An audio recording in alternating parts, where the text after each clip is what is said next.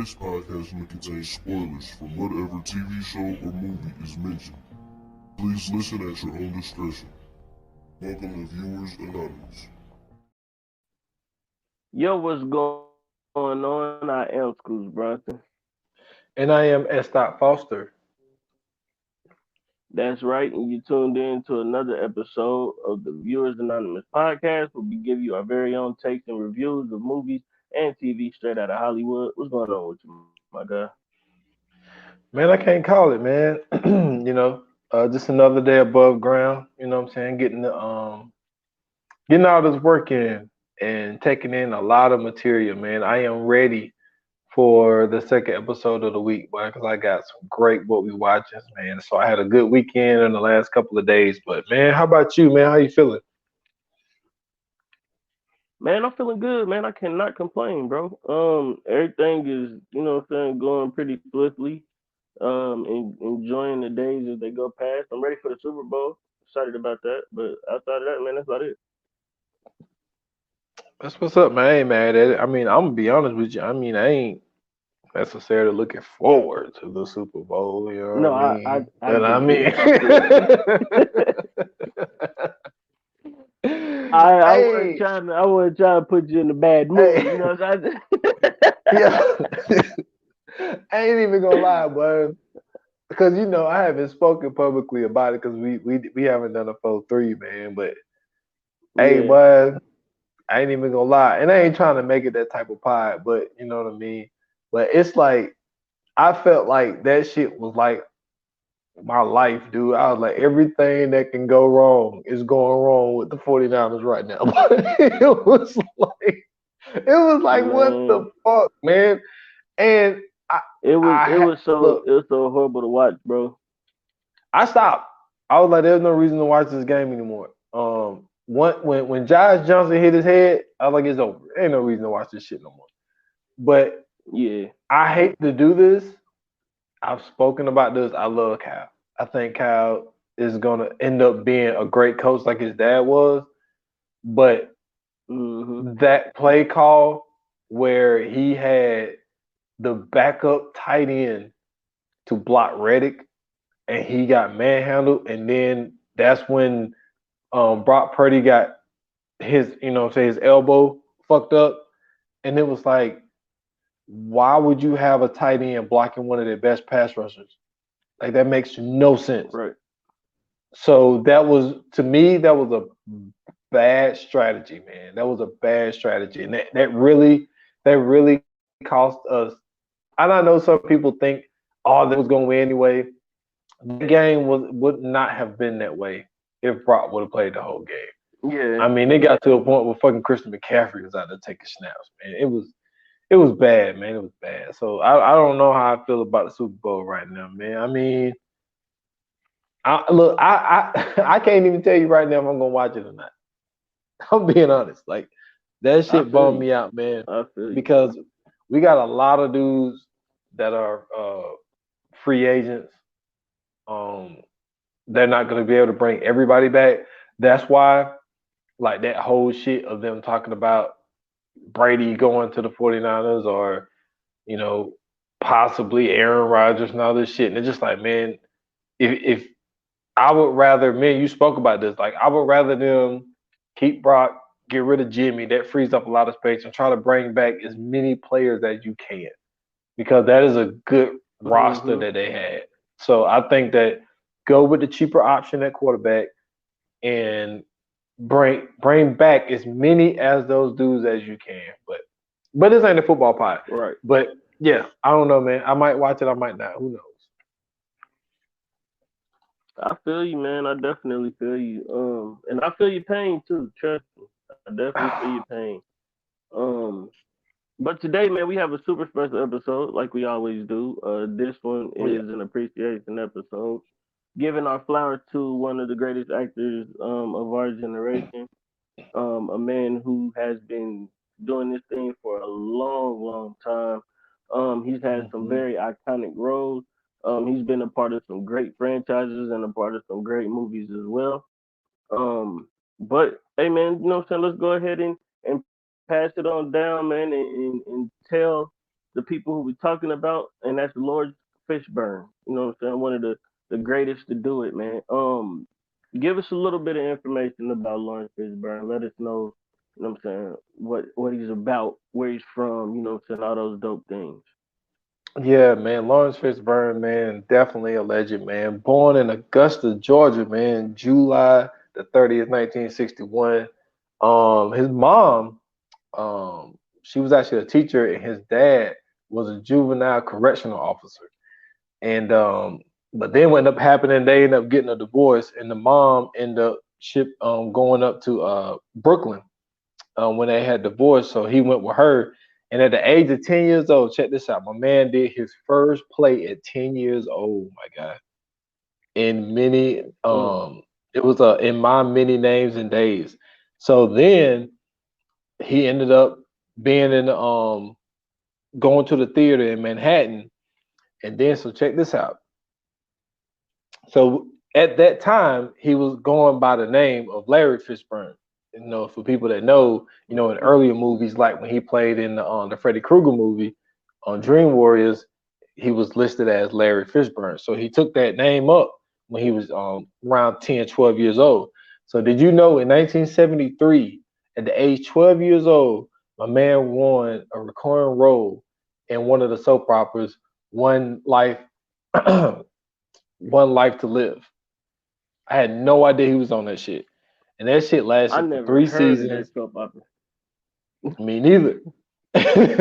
And so, but no, like just to think that he started like this young dude, and then like he ended up running into a at the age 14, Francis Ford Coppola, where he casted him in Apocalypse Now in 1979, and a lot of Hmm. people know about Apocalypse Now. That movie was pretty big, so he liked Lawrence or Larry so much that he ended up bringing him in a few more films of his, where he put him in Rumblefish, he put him in the Cotton Club, and Gardens of Stones.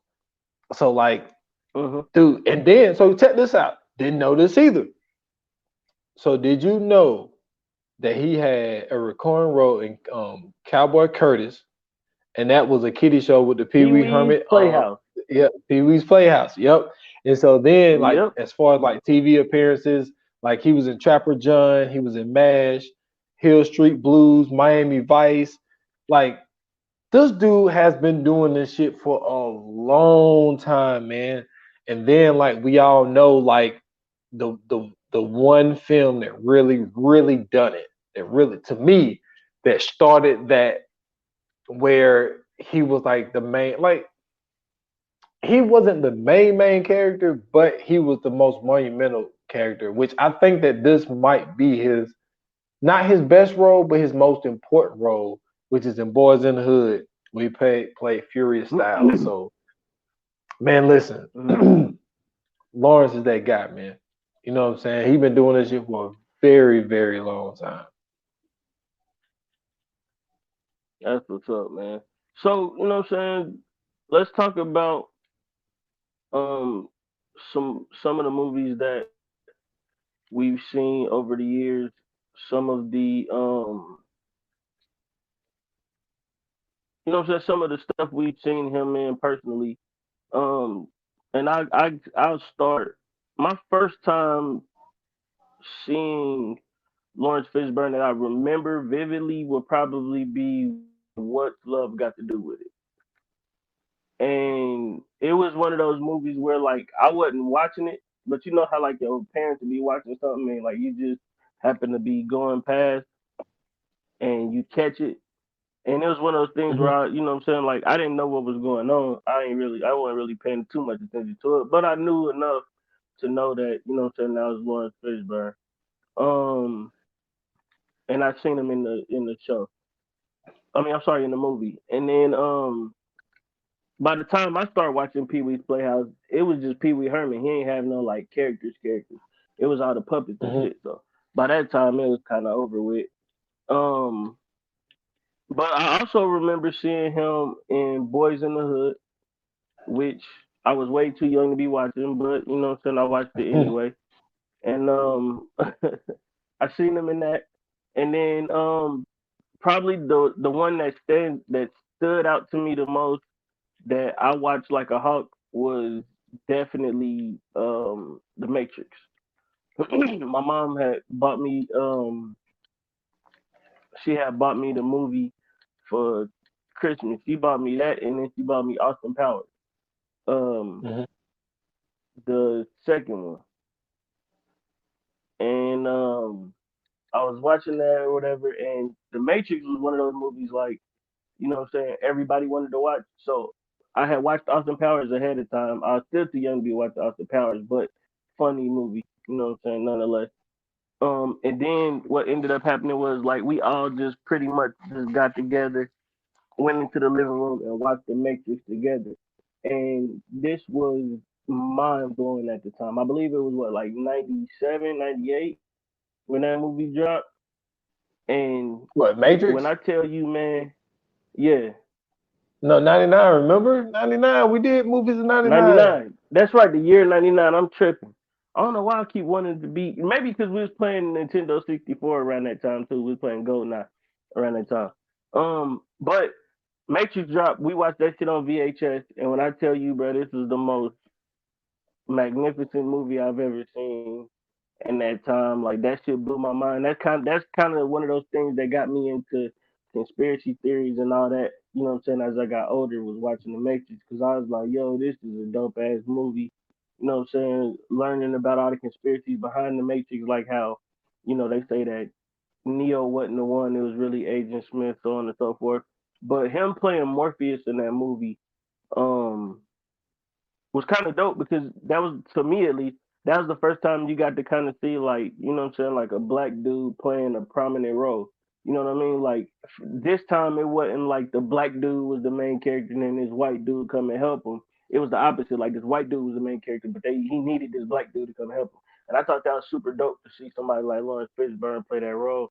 And then, you know what I'm saying, like knowing the roles that he's played in the past, especially in like Boys in the Hood and movies like that, where he's always playing like this positive male figure, like him being in that role, playing like this super intelligent leader of this group, you know what I'm saying, trying to fight back against the quote unquote, you know what I'm saying, the system. I thought that was dumb. I'm about to say dumb. I thought that was dope as hell to see.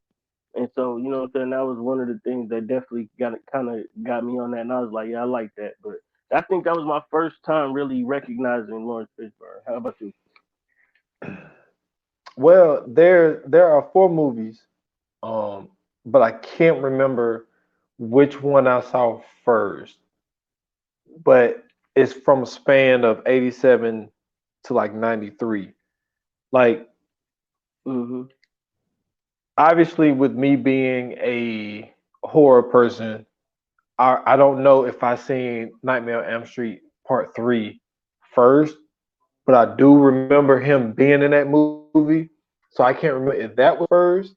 I can't remember if Cadet was first or a movie like What Love Got to Do with It and Boys in the Hood. Now, when it comes to Cadet, man, that movie was a great movie, man. A lot of people don't know what it is because it's really an underrated movie. Yeah. It had Charlie Sheen, had his dad Martin Sheen in it. Martin Sheen was on his ass. Martin didn't like him because he was just like that, that white dude that fucked everything up all the time. But so he wasn't playing Mm-hmm. his father in this movie. He was just playing like, you know what I'm saying, like, because Martin Sheen was like the drill leader or whatever, and Charlie Sheen was like just fuck up. So he threw him with all the black guys, right? Yeah. And Lawrence Fishburne was like the main dude, and like so they sent them out to do like when they would march, and I never forget this song. So they would do this thing when they would march, and they'd be like, "That's the sound of the man. Get back, working on that chain." Gay, oh, don't you know? Like they used to do that shit, and that shit used to be so hard. I love that shit, yo.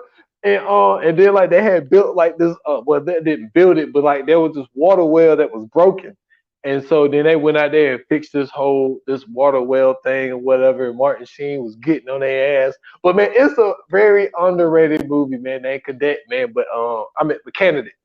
But that was my shit.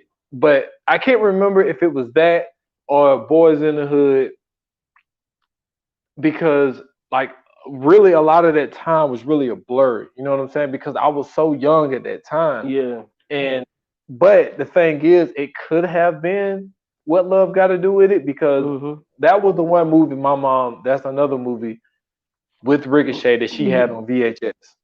And Yeah. me personally, performance wise, I think that may have been his best performance playing Ike Turner.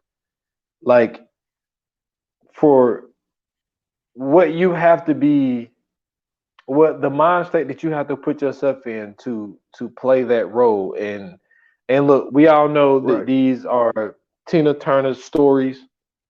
You know, this is her, account of what happened to her. I mean, a lot of this Mhm. shit is documented, but then at the same time, I mean, there were other people who, what I'm saying, they can be included like the background singers and shit like that. But Yeah. it did put Ike Turner to be just one of the biggest asshole woman beaters that you can think of.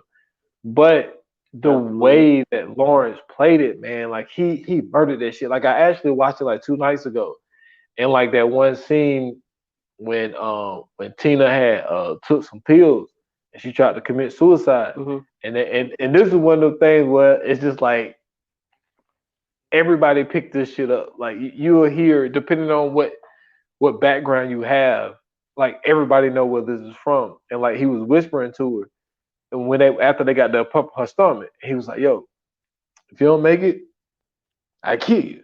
He's like, "You hear me, bitch? If you don't make it, I kill you." It's like, hey, I'm talking about man, like psychologically, man. I don't know, but now it makes sense. It's like if this dude been in theater since he was 10 years old, my guy, 10. So That's that's why dope, it bro. don't. That's why it don't surprise me that he was so good so young. But I mean, I'm not saying that. I mean, I'm pretty sure you probably got another one. But now he does great in everything he does. But to me, it was just like, and it could be because it's fresh in my mind because I just watched it again. But like Yeah. the performance that he put on, it was just how ruthless he was and how what I'm saying, how he was acting when he was high and when he was drunk, like that it just felt believable. You know what I mean? Now Angela Bassett killed that shit too now. Mhm. That's one of her best performances as Absolutely. well. Absolutely. But yeah, but we talking about Lawrence right now, but like yeah, he murdered that shit, man. What is the movie that to you that where performance wise, not necessarily the movie, but performance wise, what is the movie you think he did his best job in? If I can be 100% completely honest, it would definitely have to be oh, what is that movie, man? It's the one. It's a HBO movie, and it's about the Tuskegee Airmen. I forgot what it's called, but Oh, it's such an awesome movie. Um, but that one specifically, like with that cast and with everybody that they had in there, it was so dope to see it. it was called But it was you're right, just airman I can never say it. Tuskegee Airmen. That's what it was called. yeah, okay, yeah. So it was called okay, but it was a Tuskegee Airmen movie on HBO. I remember watching it, what I'm saying, in my grandma's living room, and she had sat me down and was like, "You need to watch this," and I was like, "Okay, cool." So watching that, what I'm saying, seeing it, and I was like super super enthralled, and I was just like, "Man, this is just dope, bro." And it was one of them things that like you don't realize how great a movie is until like you get older and you go back and like rewatch it and stuff like that. And You know what I'm saying? I watched it, I seen it, and I was just like, yeah, this is the one. This is definitely the one. And so, to me, it was that Tuskegee movie. That movie. What was yours? Well, I mean, it was damn, I just said it.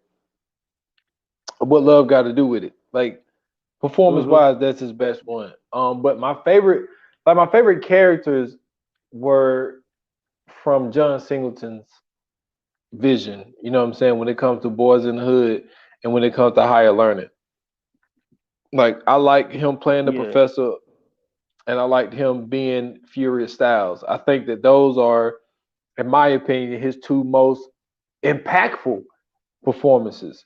I would say, for what he was, like the messaging that he had, his demeanor in those films, like with someone that's like as great as like Denzel. Like we spoke about Denzel on the last episode, but like there are some roles where it's just like as great as Denzel is, I don't want to see him in that. And I think Right. playing Furious Styles and playing the professor, I don't think nobody else could have done that.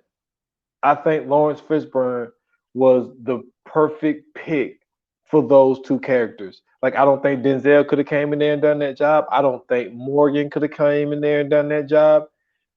I think that those two roles, in my opinion, is his most impactful ones. Now, like he had Mhm. some other good roles. Like, look, this dude has done a lot. You know what I'm saying? This dude played Bumpy Johnson in Hoodlum. You know what I'm saying? So Yeah. he's done a lot. But in my personal opinion, like those two movies, and I also think that you have to give a lot of props to John Singleton as well for his vision and for him, because John is a relentless. He was a relentless person. Like I've heard Ice Cube, tell the story of how relentless John was, and like he told a story. You might have heard this story where he was like when he was with NWA, he was like, "Yo, this little, you know what I'm saying, short black dude came up to me, was like, yo, I want to put you in a movie." And he was like, "Oh, you do Mhm. movies?" He was like, "Well, I go to school at USC right now."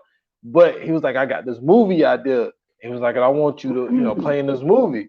And so he was like, "All right, whatever, whatever." And so like he didn't see John again.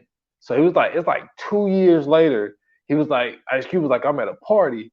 And then I don't remember what happened, but he was like, he needed a ride home. And so John offered him a ride home. So he gets in the car with him. He was like, "Hey, I'm that. Remember what? He's like, I'm that guy that told you I want to put you in this movie." He was like, "Man, that was like 2 years ago." He's like, "Yeah, I know," but but he was just like, "Yeah, like I got this movie, man, this movie idea, and I want you to play in this movie." And so then he was like, it was a couple months later, and then finally John got approved to do Boys in the Hood, and he went to Ice Cube again. Yeah. And like I just tell that to tell the story, just to highlight somebody like John Singleton, because John Singleton is another one of those directors who really paved the way for a guy like F. Gary Gray to be able to do what he done. Now, granted, you got to give props to Spike Lee, but really before Spike Lee is Melvin Van Peebles, but it's kind of like those people who kind of carved the way, what I'm saying, for somebody like John Singleton, and even to do the type of movie that John did. Like when you look at Boys in the Hood, Mhm. man, you had this discussion before when I said like hood classics. And I was speaking Yeah. with you and I was speaking with Uncle Washington. They was like, well, it's not a quote unquote hood movie. It was like, because if you really think Absolutely. about it, it's really like a dude that ended up becoming a single father, raising his child in a bad environment and trying to, what I'm saying, put him on the right path or whatever, whatnot. But within that, like Furious Styles is trying to, even get his son's friends on the right path. You know what I mean? And Mhm. dude, I like for me that like that movie and Higher Learning, because what he was doing with the Omar Epps character, and just Yeah, his impact on even Ice Cube's character in that movie. It was just, I don't know, man. It was just great, man. Like what would you say absolutely. impactful movies you would say? Another impactful movie, um, to me is The Matrix. That's the to me that was the well, in my opinion, that was like the most impactful one to me. Um, and then I mean another one that I could probably name that I don't know if many people have seen, but and I don't know what he was doing with HBO at this time. It's like it seemed as if like he had a couple of them, but another HBO movie that he was a part of, that I was a big fan of was Miss Evers' Boy, and I don't know if anybody ever seen that, but it was pretty much about the Tuskegee experiment. You know what I'm saying? Hmm. And it was him along with a host of other people as well. And it was just one of those movies that I thoroughly enjoyed. I thought it was super dope. Um, I really liked it a lot. And it was one of those things that like it taught me about what was going on. So like I really didn't look at it and and was was like what's real like what is this. It was more so just the fact that like man I can't believe some shit like this has happened, and then that kind of got me into researching what had happened and everything else. So that had a real big impact on my life because it kind of gave me a little bit into a little bit of black history, some stuff that I never knew had happened, uh you know what I'm saying, to people like us. But for me, the most impactful was The Matrix. I think that he could have possibly won an Oscar off that movie. I think that the Mm. you know what I'm saying, what he did in that movie was amazing. Um, he did a phenomenal job in that movie. To me his influence in that movie it could have I felt like it could have gave way to having a lot more intelligent, positive black characters in movies. And then of course, I think everybody kind of gives they kind of give Keanu all the credit, but to me, I feel like the movie wouldn't be what it was, especially that first one. I don't feel like it would be what it was without Samuel. I mean, not say Samuel. Why am I saying Samuel Jackson? Lawrence Fishburne. Man, Look, I it's look, too many man. greats, man. Too many greats. Yeah, and look, I feel you.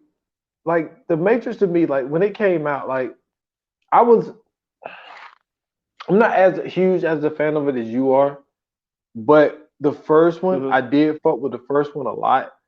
And you are absolutely right. I think Morpheus' impact on the movie was so monumental. Like as great as Keanu was, and Carrie Ann Moss, she did a really good job too playing Trinity. Hmm. But yeah, Morpheus, like he was really the end all be all in this movie. And Yeah. I do believe that this is another one of those films where you really can't see anybody else playing that part.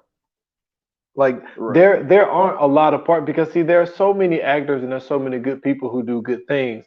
But even in some cases you can sit back and just be like, okay, I could see like now, this is no disrespect to Keanu, and I still think that he was the perfect person for this, but like you can step back and be like, okay, Brad Pitt could have possibly done it. You know what I mean? Right. Or but like when I look back and I think about Morpheus, it's like, dude, I don't really like he fit Morpheus so good, and it's like his voice Hmm. embodied Morpheus. Like I couldn't really take anybody else's voice to be Morpheus. So yeah, like it was, and then the impact that the Matrix had. Like there's so many memes of red pill, blue pill, like type of situations. Like this movie was very impactful. I was speaking more. Absolutely. I was speaking more of a sense of like the in that reality of what Matrix was, yes. But I was Mm-hmm. speaking more of like, okay, we need more Furious Styles in the world. You know what I'm saying? Oh well, yeah. If that's the case, if you speaking in that lane, then yeah, Boys in the Hood for sure. Like the Furious Styles to me was, you know what I'm saying, dope because you got to remember like where we were in the '90s as well too. Like we was coming off of the fact of, you know what I'm saying, like the crack epidemic. We coming off the fact that like they locking up black, you know what I'm saying, black men from the homes, and you know what I'm saying, like especially in the area that they were in, being in, you know what I'm saying, California. You know, gang banging was at an all time high. Like so, to have a black father who was trying to lead, you know what I'm saying, his child out of, you know what I'm saying, all of the bullshit that was going on in that area at the time. I thought, you know what I'm saying, that definitely had a super dope impact. Like imagine how many people watched that movie and wish they had a father like that. You know what I'm saying? So yeah, I definitely agree with you on that one for sure. I didn't know that's the lane you was going down, but yeah, Oh, my definitely, fault. My definitely. fault. Yeah, I didn't Oh no, you good, elaborate you on good. that. But Yeah. that's why I thought it was funny in him playing the part in like Biker Boys. Because in Biker Boys, like he was playing like the immature adult, like the big headed immature adult Mm-hmm. who was really, you know what I'm saying? Like he like in Biker Boys, he wasn't quote unquote a grown up. You know what I'm saying? Like he was fucking a whole bunch of young girls. Right. He was still trying to be the king of Cali, you know what I'm saying, being the best racer on the bike and all this type of shit. And it was just like it was funny to see him in that movie because it's just like to me that wasn't his lane necessarily. Like cause he played so many Mm-hmm. important parts. And in this part, he's just really a narcissistic, you know what I'm saying, naive dude, you know what I mean? And then like I mean to the point where he didn't even know this one dude was his child. You know what I'm saying? So it's just Right. like, but I fuck with Biker Boys though. Like, you know what I'm saying? Like I'm a huge fan of Derek Luke. I think Derek Luke is one of those guys where it kind of sucked because he's not really getting like a lot of those important roles.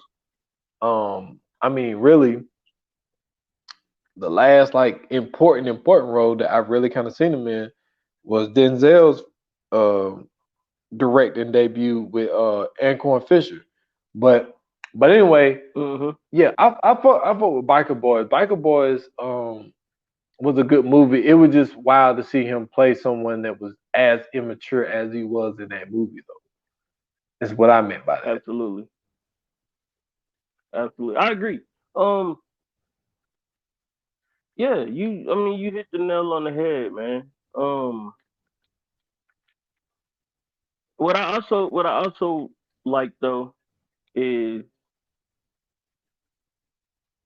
you know what I'm saying, to see how dope certain actors can be in different roles, and you bringing up, you know what I'm saying, like Biker Bull, the fact that he's playing two totally opposite roles.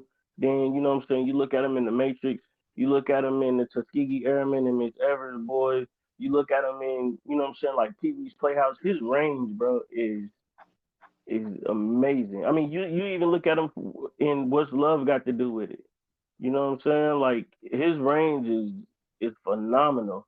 And then don't forget, he also played in damn, what was that Superman movie that he was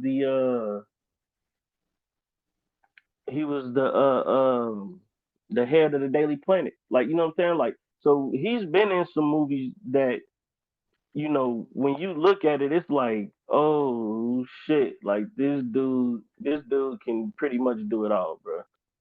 Like Oh yeah, he was Lawrence at Man of Fishburne can really Steel. do it all. Man is Steel, yeah. Like so to see him in that, you know, I mean, you kind of gotta just look at it like, damn, like what can't this dude do? Yeah, like his range is all over the place, man. Even when you think about a movie like Mystic River, you know, he was in that. He was in Assault on Precinct 13, where you know what I'm saying, where he plays the Oh, bad great guy. movie. Yeah, Yeah. like that was really good. Like, and that movie always remind me of Armored. Armored was good. Mhm. But he was kind of like the bad guy in Yeah. that movie as well. Him, Matt Dillon, Columbus Short was in there. Like that movie was good. When you speaking on range, dude, he was in one of the Mission Impossible movies, and then turn around and do Five Fingers. He played in Bobby. Mhm. He was in the TMNT. You know what I'm saying? The Teenage Mutant Ninja Turtles. Like his range is really all over the place, dude. What I was he didn't in know. TMNT? He was the narrator.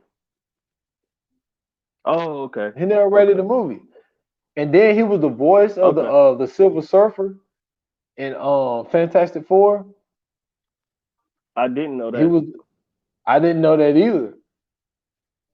I did not know that either. That's But he was dope. the voice of the That is Silver dope. Surfer. I liked him in another movie that was underrated. That a lot of people don't know about. A movie called 21.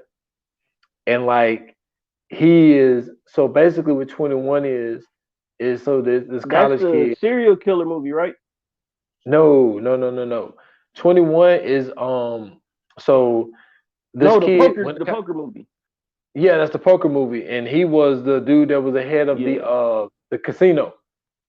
Laurence Fishburne played Yep. the dude that was the head of the casino, and the one college kid was counting cards with Kevin Spacey, and so Kevin Spacey Kevin Spacey was a professor who got all these smart kids from Harvard, and then he took the motherfuckers out to Vegas to count Mhm. cards. Hey, boy, Kevin Spacey, wow. I remember Um, that. yeah, but 21, I like 21. Like, even though Lawrence Fishburne didn't have a huge part in it, but I liked him in it. Dude, I didn't know. I guess because I didn't watch it. Like when they redid Predators, he was in Predators too. I Yeah, didn't know he I did a remember TV that. movie with. He played Thurgood Marshall. Didn't know that.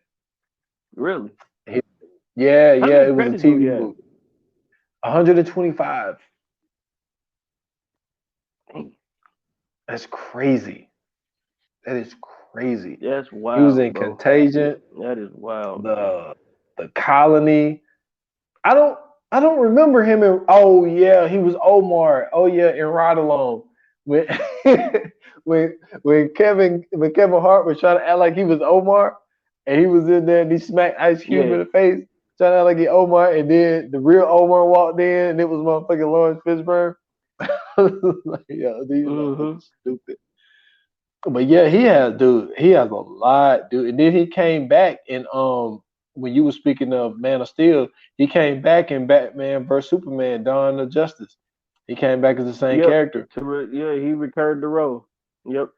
Yep. Yeah, like this dude, man, he was in so much stuff. I don't remember him in Passengers though. I don't remember him in that. But then, you know what I'm saying? He started Um. to jump. Dude, like when you look at reoccurring shit, so he got the Matrix, right? Mhm. He got the Man of Steel joints. He got the John Wick joints. He was in John Wick 2 and in John Wick 3. Right. So that's three. So that's all I can see right now as far as like series that he had jumped into. But dude, he's in the Marvel universe. He was in Ant-Man and the Wasp. He was the Silver Surfer, like I Mhm. said. Like all over the dude, all over the spectrum, dude. Like I I mean, yeah, he's done it all, bro. it's I it mean, is 125 credits. How could you not? I mean, yeah, like because you in so many different lanes and in so many different Mhm. lights where it's just with starting as young as he started, which I just learned that like right before we started the pod. I did not know that he actually did his first play at 10 years old. Um, but to for some odd reason, which I don't know what it is. I just really can't put my finger on it, but I will take full responsibility for it. It's just like when when I go to speak about the greats, like the names that always tend to pop up in my mind, it's always like, what I'm saying, the Denzels, the Morgans, the Sams, the Al Pacinos, the Robert De Niro's, what I'm saying, the Tom Hanks and the stuff like that. It's like those are the names that always like tend to come out. But for some odd reason, like this one, like I don't tend to think about it, even though I've seen a lot of his movies, which is so weird. And like even some of the movies that I said earlier, like I mean, can you picture? And he may have aged out. Nah, not really, because I think that age wise he could have no, because the way that they said it, because he said that he was, I think he said that he was 17 when he had Trey, when they was sitting at the when they was fishing. And he was like, I was only 17 when your mom had you. So he would have been too old. I was about to say, could you picture Morgan on Freeman playing Furious Styles? It's just like I can't.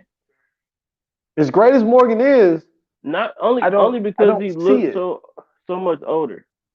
Yeah, it's only because he looks so much older. But I could definitely see. I mean, with his skill and what he's done, um, as far as the work he's done, I can definitely see him playing that. You mean Morgan? Morgan Freeman is definitely one of those actors to pull it off. Yeah. I mean, because what Lean on Me came If out he what? if he looked a lot younger, I would think so. I don't know, man. I got a question for you. I got a question for you though. What's up? What is a role that you would never expect Lawrence Fishburne to be in that you've seen? That I've seen. It might be Biker Boys, man. Like I mentioned earlier, like Okay. to me that was so out of his element at that time for what that character was. Mhm.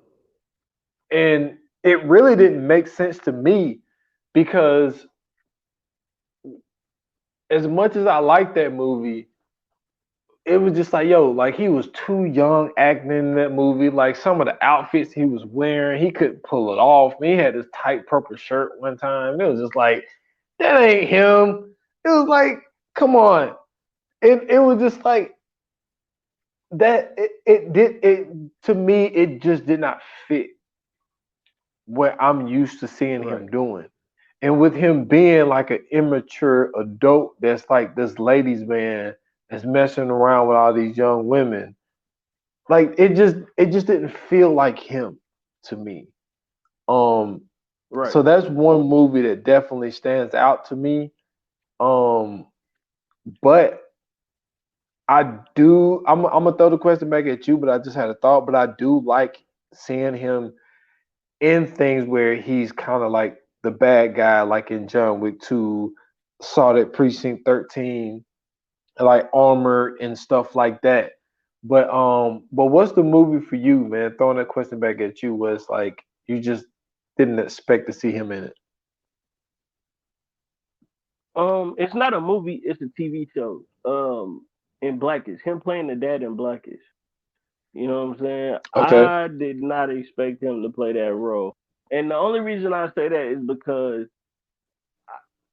from everything that he done outside of what I'm saying, like Biker Boys, because he kind of played a little silly in that role. Like I've never pictured seeing him in a comedic style role, and like he does a great job in it. Don't get me wrong, but it's when I first seen it, it was kind of off putting, and then the more and more I started watching it, the more and more I kind of appreciated his, what I'm saying, like his skill. Like yo, he's really doing a hell of a job. You know what I'm saying, playing Anthony Anderson character's father in this show because it's like he has like this old man type of vibe to him, but then it's Hmm. also like he has like this joking, you know what I'm saying, feel to him as well. Like he's not taking himself too serious. Um, and he's not doing anything that you're used to seeing him do. And it's just because of that, like I definitely appreciate that. I really like that. It gives you it gives you a totally different, you know what I'm saying, look to who Samuel. I mean, I keep saying Samuel Jackson, to who Lawrence Fishburne is, and you know what I'm saying, what he's done over the years. I feel you. I feel you.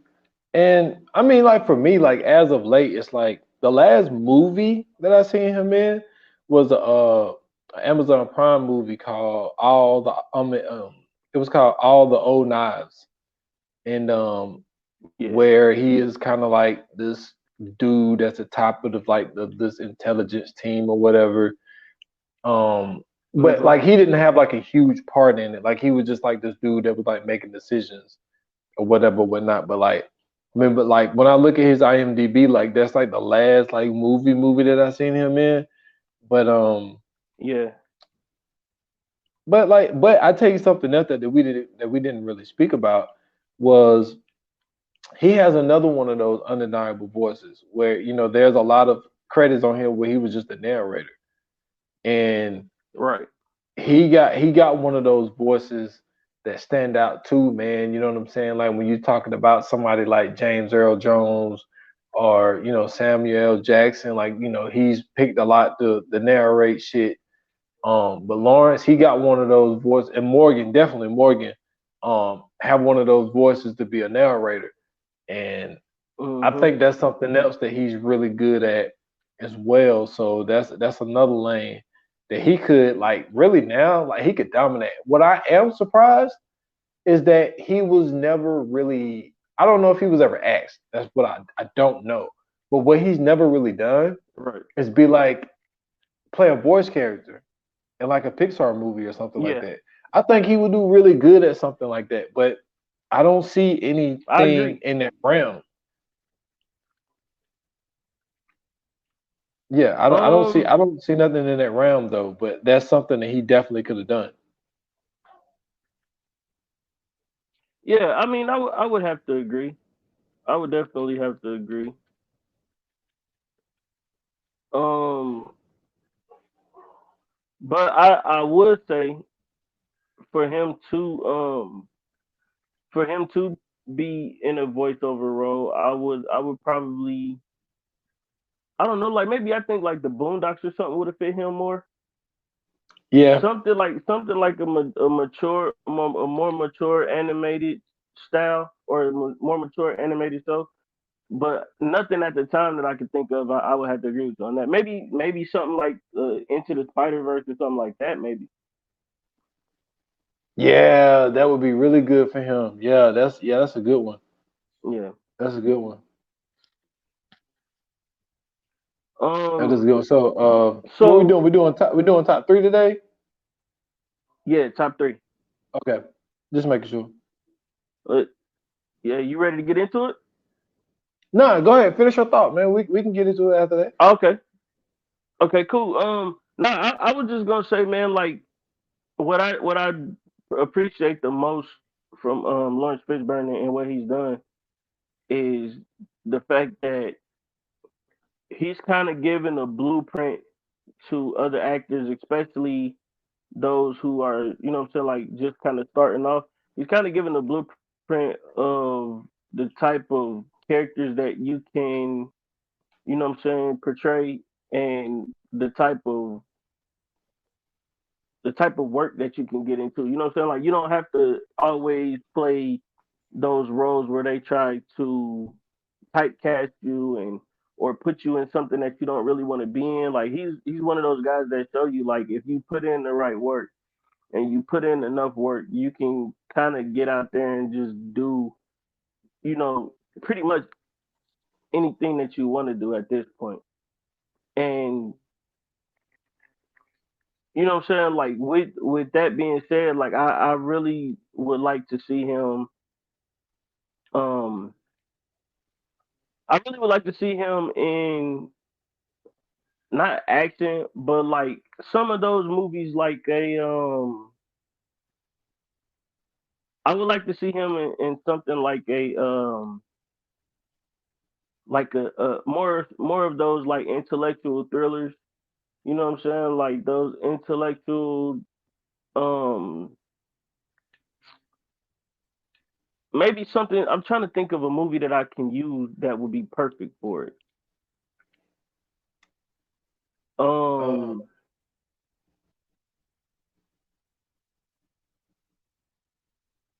man, I'm trying to. Are you think? I mean, wouldn't Mystic River kind of fit in that? I mean, yeah, but that was like back then. I'm talking about like Yeah, something yeah, now, like with the technology they have now, the cameras that they have now, what they're able to do with movies. Like, I would really like to see him in some of these, or like not even, maybe not even a thriller. Maybe, you know what I'm saying, one of those movies to where like he's mentoring somebody, or like, you know what I'm saying, like he's helping, you know what I'm saying, like just I would like to see him in some like something where he's really portraying his acting skills, you know what I'm saying, like he's always done, but like even more so just to the fact of him being more so in that like Furious Styles lane. You know what I'm saying? Like him being in a movie about, I don't know, a preacher or something like that, where he's a preacher or something, like something to where he, you know what I'm saying, like something that can kind of fit his style. I will also, though, I will say this. I will also like to see him in another, or in a actual comedic role, like him being the star of the show or the movie, and him playing the comedic role in that film. I would like to see that because I like to see how far he can get with that. Because, like I said, in Blackish, he does a great job of it, even though you don't see him a lot. Um, and it's kind of on and off. I would like to see him actually play in a comedy movie alongside, you know what I'm saying, like an actual comedic actor, to see how far he can get with that. I wouldn't be mad at it because we've seen him in things where he have funny moments. You know what I'm saying? Like Hmm. he can't. He's so well rounded, man. I'm with you. I, it seems that he may just be like, yo, that's just not my lane that I want to cover. You know, like I mentioned earlier, when it Right. comes to like Pixar films, you know, things like that, he has a sensational voice, but he just never done it. I'm pretty sure he got, you know what I'm saying, offered things like that. Um, Right. because I mean, now don't get me wrong, the person that they chose for it, and we're not gonna go down that road today, but I can hear him as Mufasa. James did a great Yes, job. Don't absolutely. get me wrong, but I can hear him as being Mufasa, even Scar. You know what I'm Yeah. saying? So I think that maybe he just now. I think when it comes to Blackish, I think that that was that thing that gave him the opportunity to really dive into that comedy lane. Um, but yeah, I see Hmm. what you're saying. That, but I mean, with him being as old as he is now, I think that we're gonna see him more in like what he was in All Other Knives. I think that's what that movie was called, the Amazon Prime movie I was just speaking about, where he was just like this guy who just worked for, I think it was the FBI or some shit like that, where he just kind of like worked Yeah. at at a desk and kind of like give orders and shit like that, and like in Contagion where he was like this doctor, you know what I'm saying, where he's not really like Yeah, doing as something like much. that, where he's like a doctor or something. Yeah, that would be dope. Yeah, yeah, and like, and I mean in Contagion, shit, if I'm not mistaken, that came out like around the time of like swine flu and shit like that. So it was already Hmm. a crazy time to even do that fucking movie.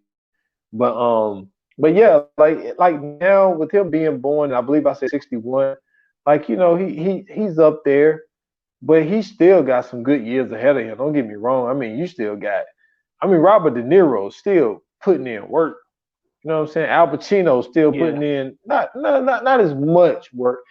Robert's doing more than Al Pacino is right now, but he Right. definitely got more years. Don't get me wrong. He's not done, but Right. yeah, man, like I'm mad at myself for like when I mention like all of the greats that is a name that I always tend to forget for some odd reason, and he needs to Right. be spoken more about. And like I say, this is the platform for it, man. Is to speak on guys like him a lot more. Absolutely. Absolutely. Um, but let's go ahead and get into our top three, man. Let's do it. Okay, so I'll start this one off, man. And it's obvious, you know what I'm saying? I done already kind of said what my top three is. So I'll just go ahead and run them down, man. It's the Matrix, it's the Tuskegee Airmen, and then it's Miss Everest Boys. Those were three great movies to me. Um, those movies stood out a lot to me. Especially the Matrix. That had a huge impact on me. Growing up. But Miss Everest Boys for sure, that was one of those ones that I definitely I had recently watched a couple months back, and it still holds up to today. Especially if you don't know anything about the Tuskegee experiments, I would definitely challenge people to go watch that and take a look at that and see what that's about. Um, there's a lot of great information in there, and it's a very educational story for sure. Um, but yeah, that's what I got, man. The Matrix, the Tuskegee Airmen, and Miss Everest Boy. Okay, I What ain't you got? mad at it. For me, man, I got I got Boys in the Hood. I got Higher Learning, and I got What Love Got to Do with It, man. I know all of those That's what's movies, up. early '90s, but they just have an impact on me, man. It's just movies that I tend to For watch sure. a lot, movies that I really fuck with. So, like even though one of them, you know what I'm saying, he was really, really a bad guy, but he murdered being that bad guy. So those are my top three, Absolutely. man. That's what's up, man. That is what's up. Um, so let's get into the coming soon, bro. Let's do it. Coming soon to own on video and DVD. All right, what we got next, man? All right, man. So on the movie, not movie, man, we got a documentary coming up next, and and for the people that don't know, this is February, Black History Month, so everything we doing is Absolutely. black. And so what we got is actually called "Is That Black Enough?" It is a Netflix Mm-hmm. documentary um, where they're speaking on the history of black films and filmmakers and actors and actresses and things like that. So they spoke to Laurence Fishburne. They spoke to him. They spoke to Sam L. You know what I'm saying? Oh my God, Harry Belafonte. They talked to him. So it's really good, man. You know what I'm saying? They talked about your favorite area, you know what I'm saying? Black exploitation films and what they did. So Yeah, that's my joint. yeah, man. So that's what we got coming up next, man. Is that black enough? That's what's up, man. I can't wait until we do this one. I'm super excited to do this one, man. This is one of those times where we get to talk about uh film in its entirety and not just focus on one whole thing. And I like to be able to, you know what I'm saying, speak about multiple different things in this realm. I think is dope. I know a lot of times we end up veering off and doing it anyway, but you know, that's just kind of what we do. But Yeah. I think this one is gonna be super fun, man. Yes, sir, man. Definitely gonna be looking forward to this one.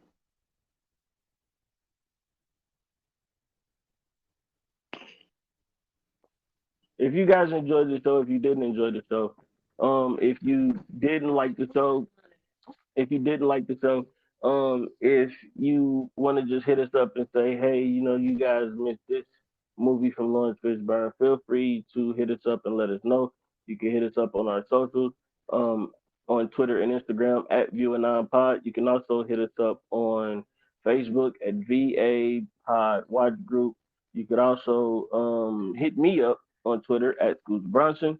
I'm always available. And I think that's it. I got a link to in my bio. You can find me everywhere else there. And y'all can find me at excuse me, S.Foster8 on Instagram and Twitter at 28 minutes or less pod. That is just on Instagram. Follow the podcast 28 minutes or less on all major platforms. I got something cooking up, man. I already got the idea out. So stay tuned, man. I got something coming really, really, really soon. So last episode that's out is Willie Lloyd. So go check that out. Yes, sir. Yeah, thank you guys for tuning in. Thank you guys for listening. It's always greatly appreciated. And until the next episode, like they say in Hollywood, that's a wrap. Cut.